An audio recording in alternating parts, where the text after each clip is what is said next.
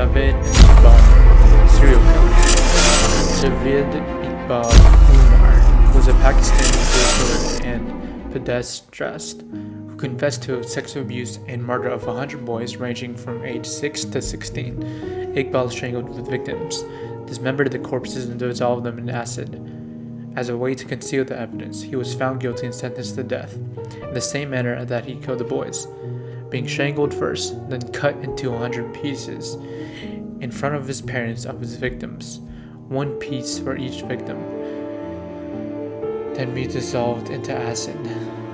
But he committed suicide before the sentence could be carried out.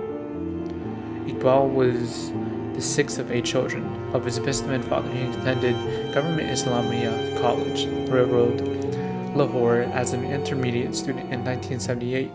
While still a student, he started a steel recasting business. Iqbal lived with boys in a villa in Shadbagh, where his father had purchased for him.